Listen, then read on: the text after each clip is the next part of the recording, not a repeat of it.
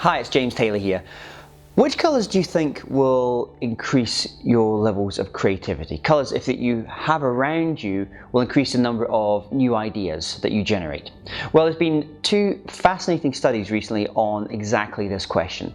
The first comes from the University of British Columbia, and what it did is it looked at two colours, blue and red. And what it found is that the colour red is fantastic if you want to have it around you if you're doing work that requires attention to detail and accuracy. What they would do is they would run tests where people were given tests and on the page you might have the colour red or the colour blue, and if they had the colour red on that page, their levels of accuracy and attention to detail were increased. Now, this isn't probably no surprise, because as a culture we're used to, if we see the colour red, it's a warning for us. Stop signs as an example. Danger signs, they're always in the colour red. Marketers use this all the time in their websites. You'll often see that the action button, the button that they want you to click, is in the colour red, because it's a higher chance that you're going to click on those what we call hot colours rather than the blue. But the interesting thing is then when they started to look at the colour blue, they found a different set of results. And what they found was that with the colour blue, the number of ideas that someone generated, or the creative outputs that someone generated, were twice as much. So something about the color blue is affecting us as human beings, and we generate more creative outputs. Now, whether those ideas are good, bad, or indifferent is a completely different question. But in terms of having that color around you in your workspace, having that color blue can actually increase the number of creative ideas that you have. Again, it's possibly no surprise, because we often talk about blue sky thinking. So something else that they discovered in those surveys is also how strong those reds or those blues are as well. So the more kind of vibrant that those blues and reds are, the more that effect is in place. The more saturated, the more that you pull those colors out of those and drain the color out of those, the less effect it has. So that's the University of British Columbia with the red and the blue.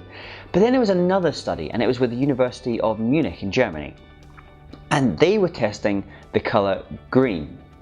And green outperformed both red and blue. Now, this is an interesting one, because green is not often used that much in work environments. Maybe you have a pot plant somewhere, but often when we go into work environments, they're using very greys, very vanillas, very kind of plain and whites, those kind of colors. But what it found is if you use the color green, it substantially increases the number of creative outputs.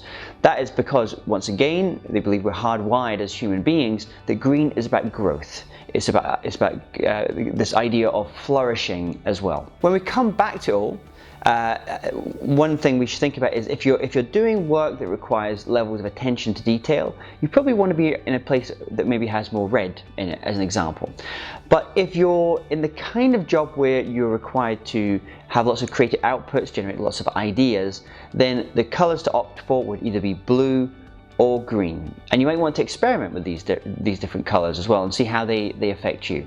One warning is that the color green, unlike the color blue, actually reduces the amount of your short-term memory when you're doing any kind of work. So there's a little bit of a trade-off there as well. So try out, if you're in a workspace, have a bit more kind of blue around you, have a bit more green around you, and see what effect that has on your levels of creativity. Hi, it's James here. Did you enjoy that episode? If so, there's two things that we can do to continue the journey together. Firstly, I would love if you to subscribe, give us 5 stars, and leave a comment. Secondly, if you go to jamestaylor.me and enter your name and email address, I'm going to send you some free goodies all around creativity and innovation. Look forward to continuing the journey together.